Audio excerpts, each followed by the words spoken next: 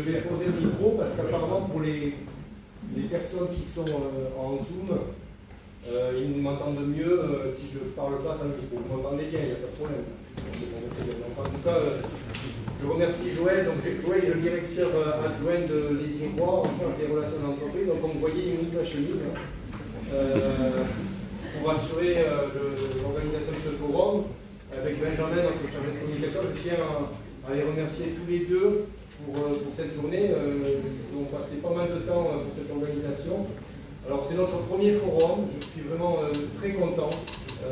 Les Irois existent depuis 2009. Et jamais, depuis la création de Les Irois, nous avons pu organiser un forum qui est quand même en fait un lieu de rencontre avec les entreprises et les élèves ingénieurs. Donc là, je suis extrêmement satisfait. Vous le savez, on est réunis depuis un an. Il y avait des circonstances, on était sur 2 sites, c'était un peu compliqué. Là, on est vraiment dans un nouveau bâtiment, un seul site, donc c'est beaucoup plus simple par rapport à l'identité, la visibilité de l'école. D'organiser des événements comme celui-là. Donc je vais rapidement, donc Joël m'a demandé un petit peu de faire une conférence d'ouverture. Pour les partenaires, peut-être vous rappeler un petit peu ce qu'est Les Irois, donc j'ai quelques slides pour vous rappeler un petit peu ce qu'est notre école. Donc notre école en fait vise à former des ingénieurs pour concevoir la vie tropicale connectée de demain. Et vous allez voir que ça correspond vraiment à des entreprises. Nous sommes la seule école accréditée par la commission d'ingénieur. J'insiste dans les territoires ultramarins. Le titre d'ingénieur est très important, c'est une école d'ingénieurs.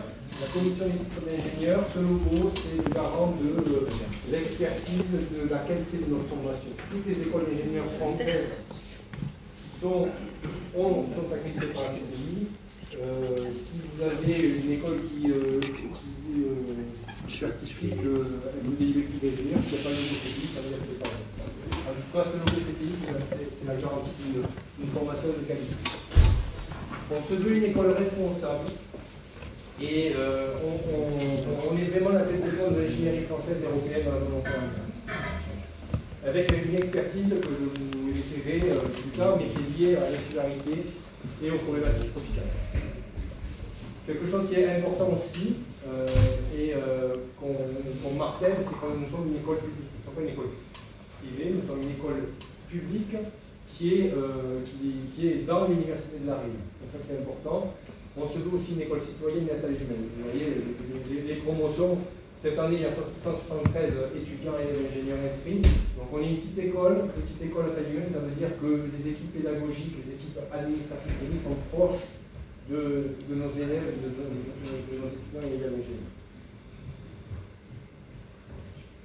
La première, en termes de valeur, le critère le plus important, c'est la réussite et l'épanouissement de nos étudiants et ingénieurs. La réussite, ça veut dire qu'en fait, on vous forme, on les forme pour qu'ils trouvent du travail, pour qu'ils s'épanouissent au sein de l'école. Ça, c'est vraiment notre priorité. Après, on veut en faire des élèves ouverts d'esprit au monde, aux cultures, donc il y a la mobilité qui va tout ça, j'en parlerai.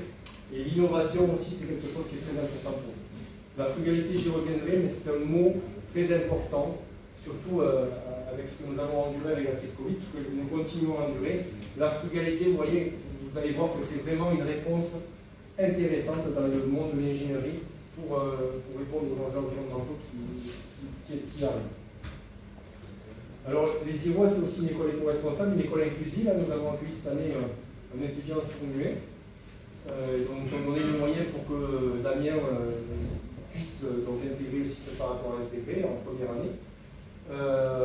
Nous avons donc une expertise dans le domaine porteur et un fort taux d'employabilité pour nos élèves au coût du travail et de la formation.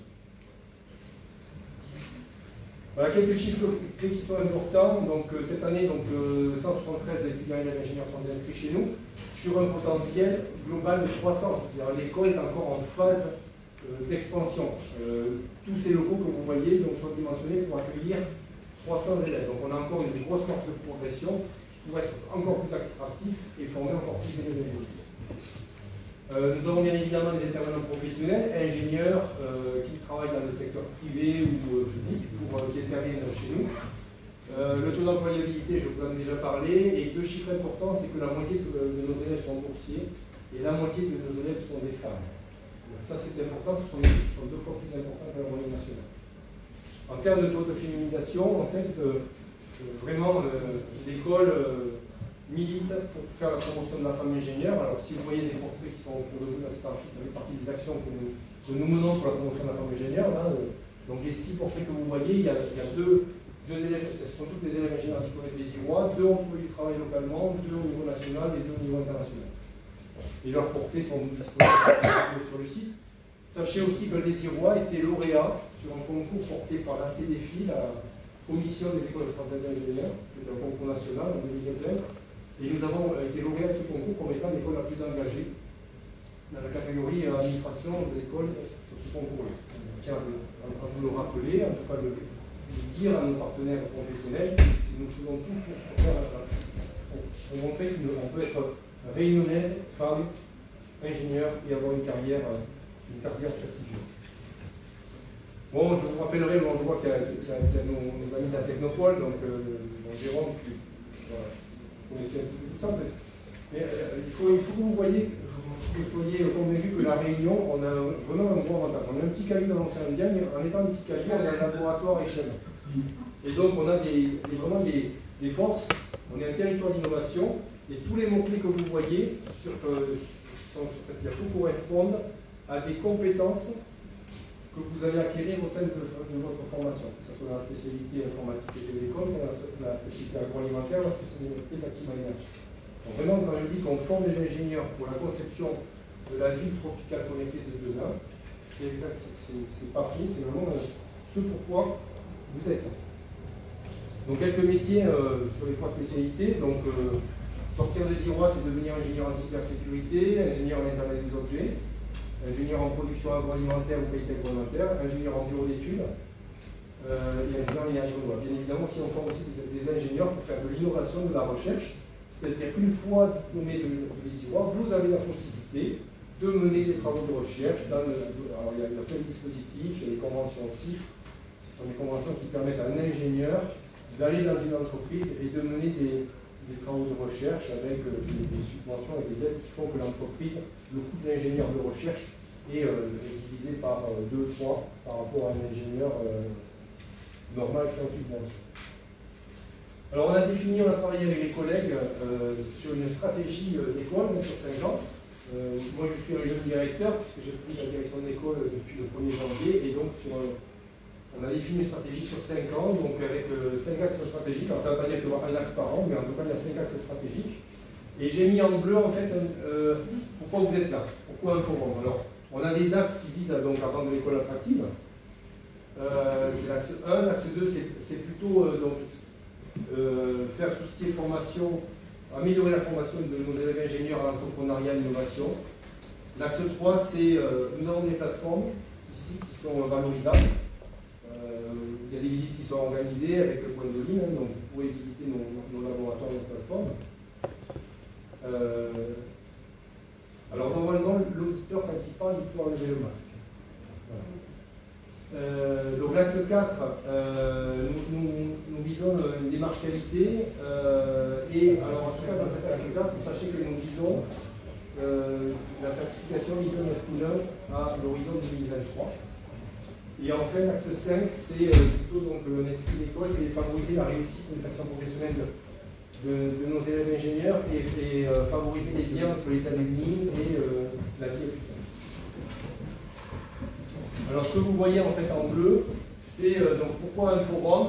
Ça permet donc à l'école de s'ancrer sur son territoire, hein, parce qu'en fait, les IROA, comme je vous l'ai dit, seule école d'ingénieurs, les entreprises doivent, il faut vraiment développer des partenariats. L'axe 3, c'est que donc, on souhaite renforcer des partenariats avec les entreprises et les collectivités. Et l'axe 5, vous voyez, c'est favoriser l'insertion professionnelle de nos élèves ingénieurs. L'idée, effectivement, sur cette journée, c'est que vous, les élèves ingénieurs, vous rencontriez des entreprises pour des stages et puis peut-être, pourquoi pas, un emploi. Ça c'est plutôt pour nos partenaires, hein. Donc sachez que nous sommes une école qui est avec un site préparatoire intégré, donc en ce moment nous sommes en pleine campagne de communication pour le recrutement auprès des lycées. Donc, nous sommes en train de rendre visite auprès des 33 lycées, donc on essaye à chaque fois qu'il y ait un élève ingénieur aussi au Lézirois, qui est avec un enseignant et qui parle de l'école pour recruter. On est sur un concours qui s'appelle GP Polytech, qui est un réseau de 34 écoles d'ingénieurs. Donc, nous avons des écoles du réseau Polytech, nous avons certaines écoles du réseau Mines Télécom. Et donc, le fait qu'on soit sur ce concours-là, ça donne la possibilité aux lycéens de venir ici, on est centre d'examen, et donc, dans ce réseau-là, ça leur donne accès aussi aux 34 écoles d'ingénieurs. Ils peuvent venir à Lézirois, bien évidemment, mais s'il y a d'autres domaines de l'ingénierie qui les intéressent, ils peuvent partir dans une des autres 33 écoles, puisqu'on est à 34e, de ce réseau. Après, on peut rentrer à Lézirois par différentes manières, hein. Donc le cycle préparatoire intégré, c'est une voie d'entrée, mais aussi on peut rentrer en cycle ingénieur, donc ça veut dire que si un jeune a un niveau Bac plus 2, donc une licence 2, une licence 3, un DUT, un BTS, il peut rentrer en première année de cycle ingénieur. Quelque chose qui est important aussi, c'est l'expérience en entreprise.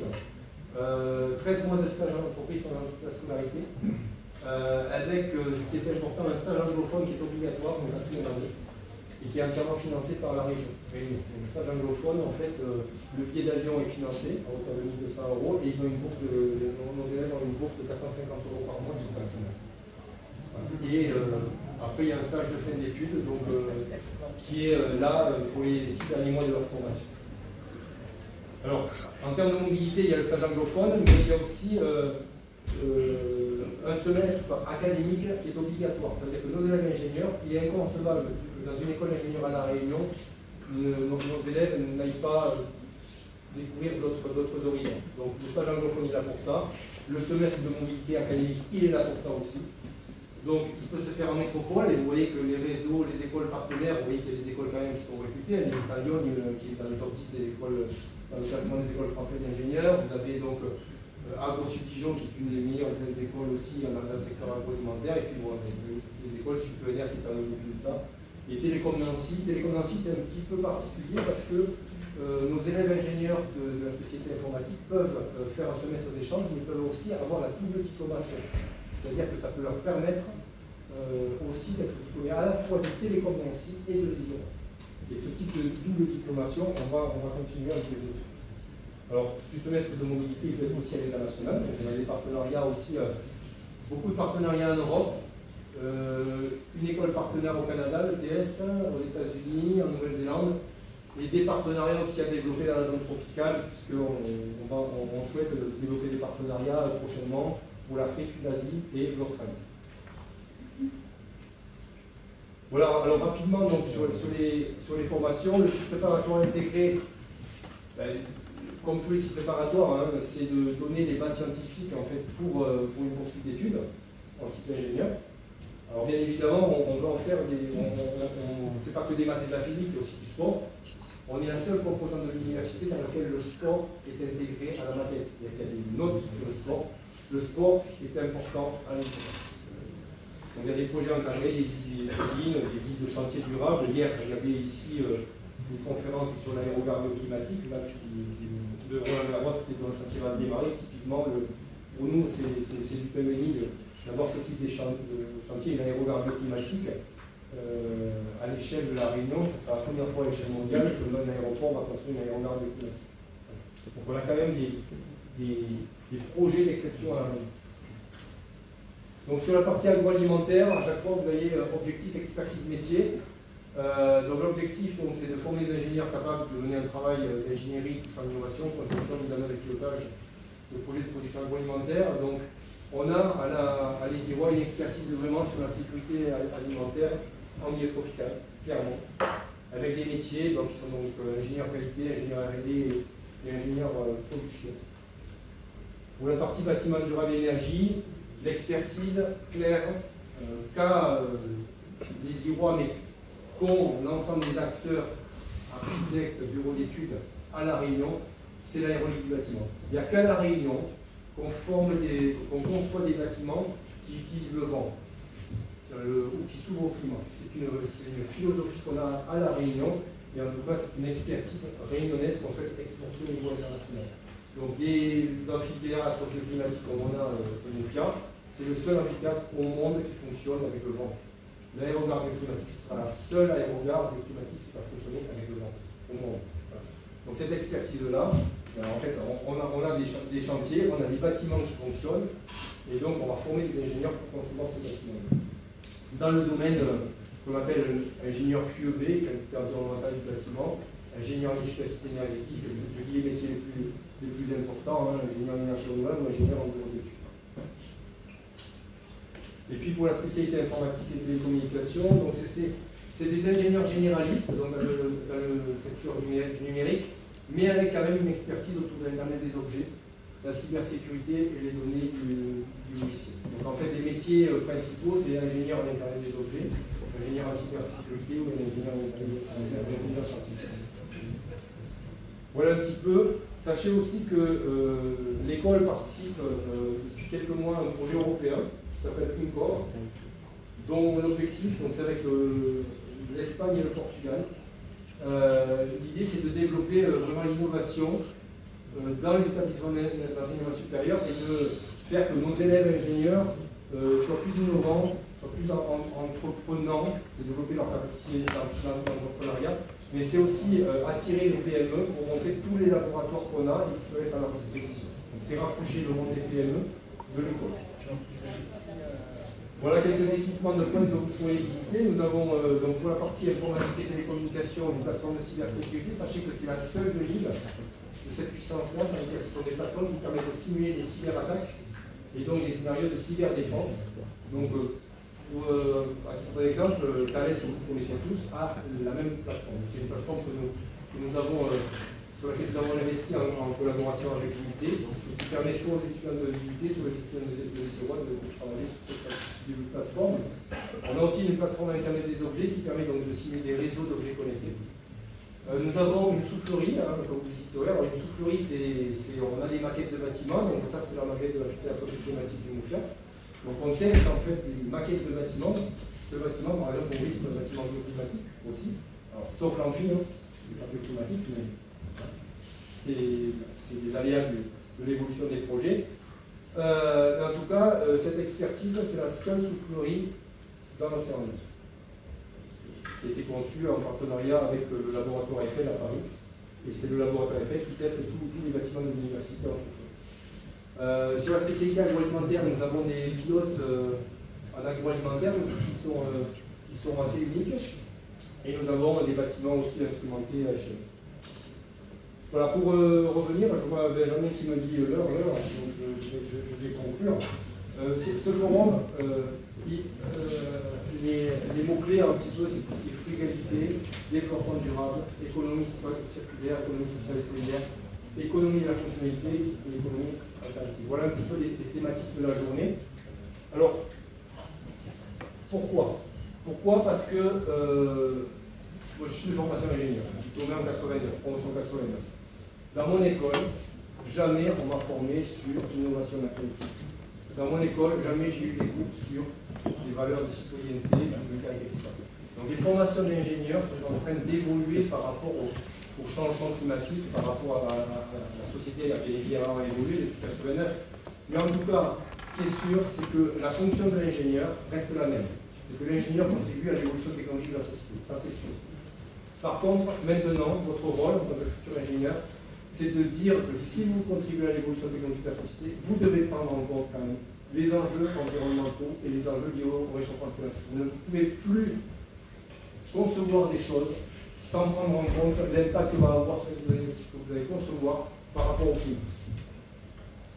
La COP26 s'est tenue la semaine dernière, que vous soyez convaincus que même si on parle de réduction de 1,5 degré, de 2 degrés, ce qui va se passer dans les 20-30 prochaines années, quoi qu'on fasse, c'est inexorable. Parce que le CO2, il est inertie, etc. Donc le réchauffement climatique, il est inéluctable. Et même si on réduit, si on fait du Covid si on fait un Covid tous les ans, ça va continuer à augmenter parce qu'il y a cette inertie sur les 20 prochaines années. Je ne sais pas si vous êtes conscient, en tout cas je vous le dis, c'est ce qui ressort des,